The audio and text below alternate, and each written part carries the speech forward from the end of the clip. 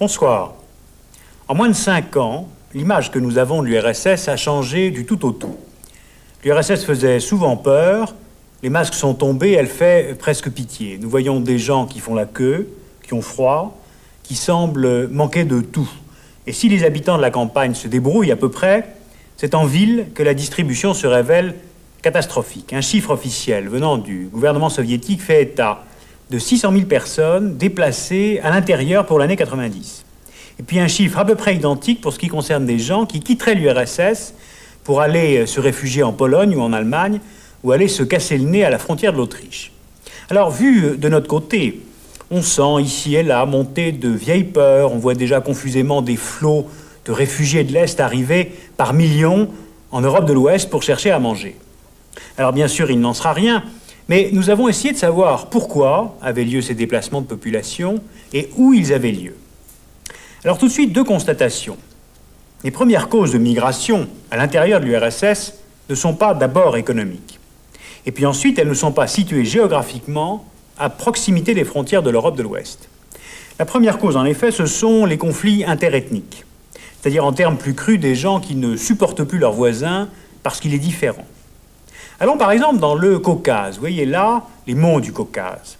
Eh bien, depuis les manifestations très violentes de 88, pendant lesquelles les Arméniens ont demandé le rattachement du Haut-Karabakh à l'Arménie, pendant ces manifestations, 200 000 Azéris ont fui l'Arménie pour retourner en Azerbaïdjan.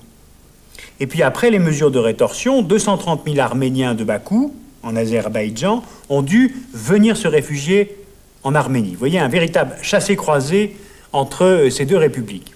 Alors, une conséquence pratique parmi d'autres, le départ des charpentiers arméniens a créé un problème majeur pour l'industrie du bâtiment en Azerbaïdjan.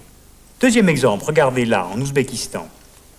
Il y a une minorité qui s'appelle les Meshkets, qui n'a pas de territoire défini.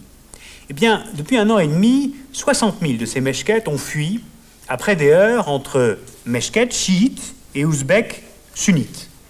Mais en fait, les Meshkets servent de bouc émissaire, de prétexte, parce qu'ils se sont mis à réclamer 2 choses. D'abord, ils veulent être représentés au soviet local, le soviet d'Ouzbékistan. Et puis, comme les gens ont moins peur qu'avant, les Meshkets d'Ouzbékistan ont fait savoir qu'ils voulaient retourner dans leur république d'origine, la Géorgie.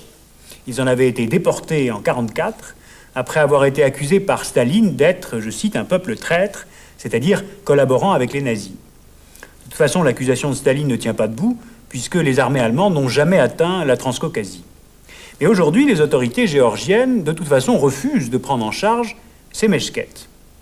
Et c'est bien là où tous les problèmes se rejoignent. Vous voyez, il s'agit la plupart du temps de conflits entre des nationalités, de tensions entre les républiques ou entre celles-ci et le pouvoir central. Dans le dessous des cartes, vous vous souvenez peut-être, nous vous avons parlé de la contradiction entre commandement militaire centralisé à Moscou et bases de missiles déployées sur des républiques qui veulent devenir indépendantes.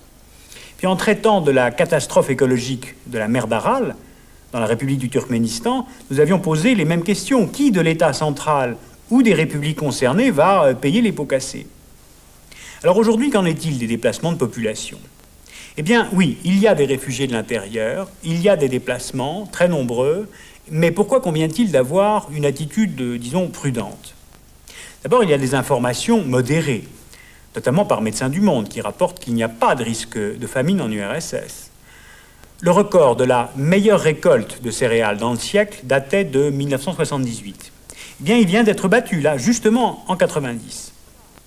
Et puis, on ne quitte pas un pays, son pays, comme ça, sur un coup de tête, ou même si on a faim.